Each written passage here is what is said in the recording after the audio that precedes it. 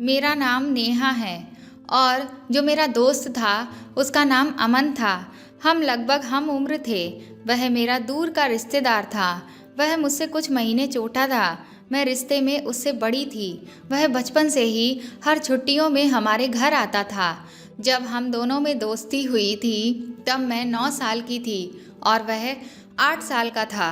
हम दोनों रिश्तेदार से भी ज़्यादा अच्छे दोस्त की तरह थे। वह जब भी शहर से हमारे घर पर आता तो घर में हलचल सी हो जाती थी। माँ बाबूजी भी उसे बहुत प्यार करते थे। छुट्टियां खत्म हो जाने के बाद वह अपने शहर चला जाता था। पहले वह हमारे रिश्तेदार यानी अपने माता पिता के साथ आता था, लेकिन जब वह थोड़ा बड़ा हुआ तब उसके घर वाले उसे बस में बिठा देते थे और यहाँ से हमारे बाबूजी उसे बस स्टैंड से उतार लेते थे। हमारा बचपन इसी तरह हंसी खुशी बीतता रहा। वैसे हम अपने अपने स्कूलों में एक ही क्लास के छात्र थे, मगर वह पढ़ने में मुझसे बहुत होशियार था। अगले साल हमारी बोर्ड की परीक्षा थी। वह अपने शहर में तैयारी कर रहा था। परीक्षा से पहले की छुट्टी में वह फिर से हमारे घर आया।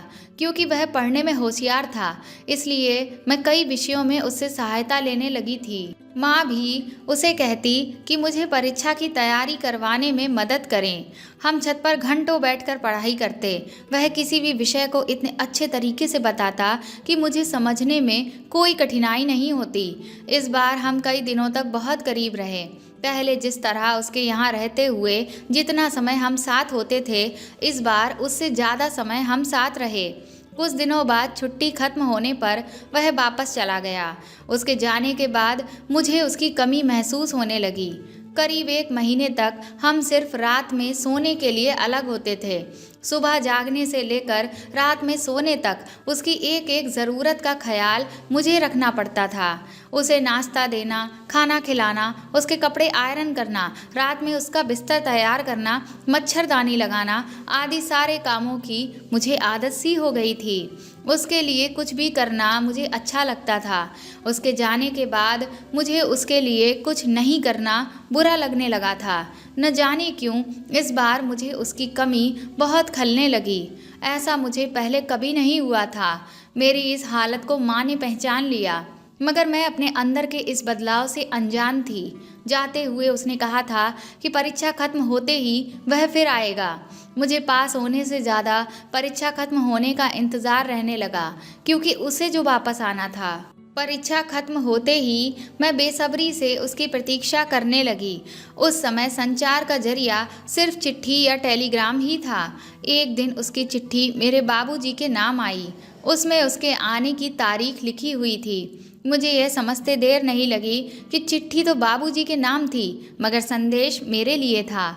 उसके बाद मेरी बेचैनी और बढ़ गई थी। दिन था कि गुजरता ही नहीं था। उसके आने के दिन को मैं मन ही मन गिनने लगी। मेरे छत से हाईवे दिखता था जहां वह बस से उतरता था।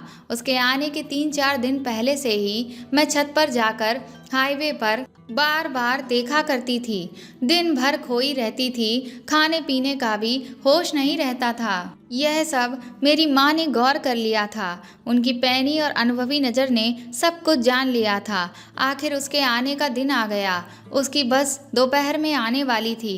अचानक माँ ने मुझे कमरे में ले जाकर दरवाज़ा बंद किया और समझाने लगी। उनके कहने का मतलब साफ था कि उन्होंने मेरे अंदर की छिपी हुई बेचैनी को भांप लिया था। वह समझ गई थी कि मेरे दिल में क्या चल रहा है। उन्होंने मुझे प्यार से समझाया कि उसके साथ तुम्हारा रिश्ता मर्यादाओं से जुड़ा है। उसका और मेरा रिश्ता बड़े और छोटे का है। समाज और रिश्तेदारों में हम दोनों का रिश्ता पवित्र है। अगर तुम्हारे दिल में बचपने के कारण ऐसा कुछ है तो उसे दिल से निकाल दे। इस बार उसके आने पर उससे दूरी बनाकर रखना। इसी में हम सबकी इज्जत है, नहीं तो हमारी बहुत बदनामी होगी। माँ की इस हिदायत ने मुझे बेचैन कर दिया। मैं शर्मिंदा थी, मगर उससे भी ज़्यादा इसलिए परेशान थी कि उसके आने के बाद उससे दूर रह पाना मेरे बस में नहीं था। फिर भी माँ को शक होना मेरे लिए बुरा था। उसके आने की घड़ी आ गई। माँ के कहे अनुसार मैं उसे रिसीव करने दरवाजे तक भी नहीं जा सकती थी। बाबूजी उसे बस स्टैंड से लेकर आए। वो बरामदे में बैठा बाबूजी से बातें कर रहा था। मैं दूसरे कमरे में बैठी तड़प रही थी। उसके बात करने की आवाज़ मैं साफ सुन सकती थी। माँ के बात करने का लहजा पहले की तरह नहीं था। यह मुझे बुरा लग रहा था। वह भी कुछ रुक रुक कर बेमतलब की बातें कर रहा था, जिसे मैं समझ रही थी। उसकी नज़र मुझे ही ढूंढ रही थी। माँ ने उसे बरामदे के उस पार वाले कमरे में बैग लेकर जाने को कहा। साथ ही यह भी कहा कि वह बस के सफ़र से थका होगा, इसलिए थोड़ा आराम कर ले। खाना तैयार होने पर उसे बुला लिया जाएगा। मैं अलग कमरे में पिंजरे में कैद पक्षी की तरह तड़प रही थी। पूरा दिन हम एक दूसरे से माँ की हिदायत तथा पहरेदारी के कारण ना तो मिल सके, ना ही एक नज़र देख सके। मैं पूरे दिन बेचैन रही। मैं जानती थी उसकी भी हालत मेरी तरह ही होगी। दोपहर के समय जब वह बरामदे में खाने के लिए आया, उस वक्त मैं स्नान घर में थी। वैसे तो मेरा नहाना हो गया था, मगर मैं बाथरूम से जानबूझकर नहीं निकल रही थी, क्योंकि दरवाजे के छेद से मैं उसे साफ साफ देख पा रही थी। वह खाने की कुर्सी पर बैठा था और बार बार मेरे कमरे की तरफ देख रहा था। मैं जानती थी कि उसकी निगाहें मुझे ही तलाश कर रही हैं। मैं बेबस होकर उसकी बेचैनी को देख रही थी। उसे नहीं मालूम था कि बाथरूम में दरवाजे के छेद से मैं उसे जी भर के देख रही हूँ। माँ रसोई में खाना परोस रही थी, इसलिए वह मुझे ढूंढने का कोई मौका नहीं छोड़ रहा था। मुझसे रहा नहीं गया। मैं बाथरूम से निकलकर सीधा उसके सामने जाकर खड़ी हो गई। वह हक्का बक्का सा मुझे देख रहा था और मैं उसे। स्नान करने के कारण मेरे बाल भीगे हुए थे, बालों से पानी टपक रहा था। हम काफ़ी देर तक एक दूसरे को बेबस की तरह देख रहे थे। उसकी आंखों में साफ झलक रहा था कि सुबह से उसका मुझे नहीं देख पाना कितना दर्द भरा था। हम दोनों को ख्याल ही नहीं हुआ कि कब माँ थाली लेकर वहाँ आ गई। माँ ने गले से आवाज़ निकाली, तब हमें होश आया। मैं अनमने मन से वहाँ से हटकर कमरे में चली गई। उसको आए हुए 2 दिन हो गए थे। इन 2 दिनों में मैं उसे सिर्फ एक बार कुछ पल के लिए देख पाई थी। वह भी कभी आंगन में, कभी दालान में अपनी बेचैनी काट रहा था। दिन रात माँ की निगाहें हमारा पीछा करती रहीं। मैं कमरे में बेचैन रही। मुझे मालूम था उसकी भी हालत मेरे जैसी ही है। तीसरे दिन मुझे नौकर से मालूम पड़ा कि माँ पड़ोस में किसी काम से गई है। मेरे लिए यह मौका कीमती था। मैं लगभग भागती हुई उसके कमरे में गई। वहाँ वह नहीं था। मुझे समझते देर नहीं लगी कि वह कहाँ होगा। मैं दौड़ती हुई सीढ़ियों से चढ़कर छत पर पहुँच गई। वह उदास मन से छत के एक कोने में चुपचाप बैठा था। मेरी पायलों की खनक सुनकर वह मेरी ओर मुड़ा। उसकी आंखों में देखकर उसके गम का अंदाज़ा मैं लगा सकती थी। जी चाहता था कि एक बार उसके सीने से लिपट कर रो पड़ूं, मगर डर था, इसलिए ऐसा ना कर पाई। हम बहुत देर तक अपने अपने दुख बयान करते रहे। उसने अपने दिल के दर्द को मेरे सामने खोल कर रख दिया। मैंने भी उससे कुछ नहीं छुपाया। हम कब तक एक दूसरे का हाथ थामे रोते रहे, हमें पता न चल सका। बातों बातों में हमने यहाँ तक कह डाला कि अगर हम मिल नहीं सकते तो मर तो सकते ही हैं। मगर हम जानते थे कि ऐसा करना आसान नहीं है, क्योंकि उसके बाद अपने माता पिता की जिल्लत हमारी आत्मा को चैन नहीं लेने देगी। उसने अपनी जेब से एक कंगन निकाला, बोला, यह मैं तुम्हारे लिए लेकर आया था। मैंने उससे कहा, तो मुझे यह कंगन पहना दो, लेकिन उसने मुझे वह कंगन नहीं पहनाया और अपनी जेब में वापस रख लिया। मैंने उसे बताया कि मुझे इस तरह एक घर में रहते हुए एक दूसरे को नहीं देख पाने का दर्द बर्दाश्त नहीं हो रहा है, मगर उसने मुझे रोक दिया और वापस नीचे जाने पर बेवश कर दिया। मैं बेमन से छत से नीचे लौट गई। वो हमारी आखिरी मुलाकात थी। मैं रात भर बिस्तर पर करवटें बदलती रही। सुबह जल्दी उठकर उसके कमरे में झांक कर देखा तो वह वहाँ नहीं था। उसका बैग भी अपनी जगह नहीं देखकर मेरा दिल जोर से धड़क उठा। मैंने एक नौकर से पूछा तो उसने बताया कि रात में उसकी मेरी माँ से बहुत देर तक बातें होती रहीं और सुबह सूरज उगते ही वह पहली बस से अपने शहर को लौट गया। मैं छुप छुप कर कई दिनों तक रोती रही। मुझ पर दुखों का पहाड़ टूट पड़ा था। माँ मुझे दुनियादारी की बातें समझाती रही और बताती रही कि उसका और मेरा रिश्ता सम्मानजनक था। वह उम्र में मुझसे छोटा और मैं रिश्ते में उससे बड़ी थी। समाज हमारे संबंध को हरगिज स्वीकार नहीं करता। हमारे बीच जो भी था वह मात्र बचपन का नासमझ आकर्षण था। जवानी में हुई इस गलती को भूल जाने में ही हम सबकी भलाई थी। कुछ साल बीत गए, उसका कोई भी पत्र नहीं आया। कभी कभी रिश्तेदारों से उसके परिवार तथा उसके बारे में मालूम पड़ जाता था। समय ने मेरे घाव को भरने में कोई कसर नहीं छोड़ी। उसकी तस्वीर धुंधली हो गई थी। मैं भी रिश्तों की मर्यादा को अच्छी तरह समझने लगी थी। पढ़ाई पूरी हो जाने के बाद बाबूजी ने मेरी शादी एक अच्छे परिवार में तय कर दी। लड़का बहुत सुंदर था। मैंने उसकी तस्वीर देखे बिना ही हाँ कर दी। मेरी सगाई हो जाने के बाद मेरे होने वाले पति का मेरे पास लैंडलाइन पर फ़ोन आना शुरू हो गया। मेरी शादी तक लैंडलाइन हमारे घर पर लग चुका था। मेरे होने वाले पति मुझे लगभग हर शाम फ़ोन करते, लेकिन मेरा उनसे जरा सा भी बात करने का दिल नहीं करता। वह अक्सर मुझसे पूछते, नेहा, मुझे पता नहीं क्यों लेकिन ऐसा लगता है कि तुम इस शादी से खुश नहीं हो। अगर तुम्हारे दिल में कोई बात है तो तुम मुझे बता सकती हो। लेकिन मैं हर बार यह कहकर इनकार कर देती कि आपको गलतफहमी हो रही है। दरअसल मेरा कम बात करने का ही स्वभाव है, इसीलिए आपको यह लग रहा है। मैं अपने माँ बाबूजी की इज्जत की खातिर अपने प्यार का गला घोंट चुकी थी और धीरे धीरे नई जिंदगी की तरफ आगे बढ़ रही थी। आखिरी मुलाकात के 4 वर्ष के बाद वह मेरी शादी में शामिल होने आया था। मैं रस्मों में बहुत व्यस्त थी। कुछ लोगों की आपसी बातचीत से मालूम हुआ कि वह आया हुआ है। मेरा दिल वर्षों के बाद फिर उसी तरह से धड़क उठा। रस्मों को निभाते हुए भी मेरी नज़र उसे ढूंढ रही थी, मगर वह कहीं नहीं दिखा। मैं उसकी एक झलक पाने को बेचैन हो रही थी। मैं किसी भी तरह उसे एक बार देखना चाहती थी। माँ शादी की रस्मों में बहुत व्यस्त थीं। रिश्तेदारों तथा मेरी सहेलियों ने मुझे सजा धजा कर तैयार कर दिया था। तभी बारात आने की खबर सुनकर सभी देखने चली गईं। कमरे में सजी धजी मैं अकेली थी। दरवाजे पर किसी के चलने की आवाज़ सुनकर मैंने मुड़कर देखा तो वह मेरे दरवाजे पर ही खड़ा था। ऐसा लगा जैसे मेरा दिल अभी बाहर निकलकर गिर पड़ेगा। वह मुझे उदास नज़रों से देख रहा था। 4 वर्षों में वह बहुत बदल गया था। वह पहले से भी ज़्यादा सुंदर लग रहा था।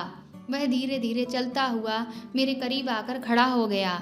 मैं उसकी आंखों में अपने लिए तड़प देखकर बिखर गई थी। हम दोनों चुपचाप एक दूसरे को देख रहे थे। हम कुछ कह नहीं पा रहे थे, मगर सब कुछ समझ रहे थे। उसने कहा, खुश हो? मैंने रोते हुए ज़बरदस्ती का हाँ कह दिया। उसकी आंखों में भी आंसू भरे थे। उसने अपनी पॉकेट से वही कंगन निकाला जो आखिरी मुलाकात में मुझे पहना नहीं सका था। मैंने अपनी हथेली उसकी ओर बढ़ा दी। उसने कुछ देर तक मेरे हाथों को प्यार से थाम कर रखा। उसकी आंखों से आंसू का एक बूंद टपक कर मेरे हाथ पर गिरा, जिससे मैं सिहर उठी। उसने जल्दी से कंगन मेरे हाथ में पहनाया और कमरे से बाहर निकल गया। मेरी आंखों से आंसुओं की धारा जोर से बहने लगी। मैं वहीं ज़मीन पर बैठकर तब तक रोती रही जब तक मेरी सहेलियों ने रस्मों के लिए मुझे बुलाने नहीं आ गईं। कुछ देर के बाद मेरी सहेलियां मुझे मंडप पर ले गईं। मैं रुआ से मन से सर झुकाए सारी रस्मों को चुपचाप निभा रही थी। फिर पंडित जी ने मुझे फेरों के लिए खड़े होने को बोला। मेरी नज़रें बार बार अमन को ही ढूंढ रही थीं, लेकिन जब मैं अमन को देखने लगी तभी मैंने जो देखा उसे देख मैं बुरी तरह से चौंक गई। मैंने देखा कि मेरी शादी जिससे होने वाली थी वह तो मेरे सामने खड़ा हुआ मुस्कुरा रहा था। अब तो मुझे कुछ भी समझ नहीं आया। मैंने आश्चर्य से बाबूजी की तरफ देखा तो वह भी मुस्कुराने लगे। उसके बाद मैं जिसे अपना पति समझ रही थी, जब उसकी तरफ देखा तो सहरे के अंदर अमन का चेहरा दिखा। अमन को देखते ही मैं चौंक गई, लेकिन बहुत ही ज़्यादा खुश हो गई। मैं तुरंत ही फूट फूट कर रोने लगी और बाबूजी को गले से लगा लिया। फिर मैंने पूछा, आखिर यह सब कैसे और क्या? खुशी के मारे मेरे आंखों से आंसू बहना बंद ही नहीं हो रहे थे और मुंह से शब्द निकल ही नहीं रहे थे। उसके बाद मेरे होने वाले पति ने मुझे बताया, नेहा, दरअसल अमन मेरा सबसे अच्छा दोस्त है और मैं यह तो जानता था कि वह किसी लड़की से प्यार करता था, लेकिन मैं ये नहीं जानता था कि वह लड़की तुम ही हो। तुमसे भी जब मैं फ़ोन पर बात करता था तो मुझे ऐसा लगता था कि तुम मुझसे शादी करके खुश नहीं हो। इसलिए मैंने सोचा कि आज शादी होने से पहले मैं एक बार तुमसे सामने से मिलकर कुछ बात कर लूं। लेकिन मैं जैसे ही तुम्हारे कमरे में आया तो मैंने वहां पर अमन को तुम्हें कंगन पहनाते हुए देखा और तुम लोगों की सारी बातें सुन लीं और फिर मैं सब कुछ समझ गया। उसी वक्त मैंने यह फैसला कर लिया कि मैं अपने दोस्त को उसके अधूरे प्यार से हर हाल में मिलाकर ही रहूँगा। मैंने तुरंत ही तुम्हारे बाबूजी से सारी बात कर ली और अपने घर वालों को भी पूरी सच्चाई बता दी। पहले तो ये लोग नहीं माने, लेकिन मैंने फिर यही कहा कि शादी दो आत्माओं का मिलन है। जो लड़की मुझसे प्यार ही नहीं करती, क्या वह मेरे साथ या क्या मैं उसके साथ कभी खुश रह पाऊंगा? तो ऐसी शादी करने का आखिर क्या मतलब? इंसान को उसे ही अपना जीवन साथी बनाना चाहिए जिससे वह दिल से प्यार करता हो। मेरी बात सुनकर तुम्हारे बाबूजी और मेरे घरवाले तो राजी हो गए, लेकिन तुम्हारी माँ मानने को तैयार ही नहीं थी। तभी मेरे बाबूजी बोले, तुम्हारी माँ तो समाज का डर लेकर बैठी हुई थी। वह बार बार यही रट लगा रही थी कि नेहा अमन से बड़ी है, अगर यह शादी हुई तो यह समाज हम पर बहुत थूकेगा। जबकि वह खुद यह भूल गई कि हम दोनों की शादी भी एक दूसरे की पसंद से हुई है और तुम्हारी माँ खुद मुझसे 2 साल बड़ी है। अपने प्रेम विवाह के समय तो उसे कोई भी समाज दिखाई नहीं दिया, लेकिन अपनी बेटी के समय उसे सारे ऊंच नीच और समाज का डर दिखने लगा। तभी मेरी माँ पीछे से आकर मेरे गले से लग गई और रोते हुए बोली, मेरी बच्ची मुझे माफ़ कर दे। अक्सर ऐसा होता है कि हम अपने समय में वकालत करने लगते हैं और दूसरों के समय में सीधा फैसला सुनाने लगते हैं। मैं भी तेरे साथ वही गलती करती चली जा रही थी, जबकि खुद के समय में मैं कुछ और ही अपेक्षा रखती थी। लेकिन मैं तेरे बाबूजी का धन्यवाद करूंगी कि उन्होंने सही समय पर मेरी आंखें खोल दी और मुझे एक बहुत बड़ा गुनाह करने से बचा लिया। बाबूजी बोले, समाज कुछ भी नहीं होता।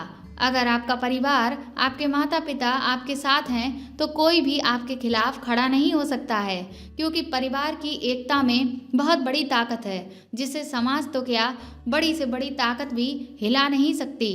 मैंने बाबूजी को एक बार फिर से गले से लगा लिया। मैं बहुत किस्मत वाली थी कि मेरी ज़िंदगी में इस तरह के लोग आए। मैंने अपने होने वाले पति को भी धन्यवाद दिया, क्योंकि आज उसकी वजह से ही मुझे मेरा प्यार वापस मिला था। फिर मेरी और अमन की खुशी खुशी शादी हो गई और मैं अपने प्यार के साथ नए जीवन की शुरुआत करने के लिए विदा हो गई। दोस्तों, आपको ये कहानी कैसी लगी हमें कमेंट करके ज़रूर बताएं और प्लीज़ मेरे चैनल को सपोर्ट करें। इस कहानी को ज़्यादा से ज़्यादा शेयर और लाइक करें और अगर आप मेरे चैनल पर नए हैं तो सब्सक्राइब करके बेल आइकन को ज़रूर दबा दें, ताकि ऐसी ही अच्छी कहानियाँ मैं आपको आगे भी सुनाती रहूँ। Thank you.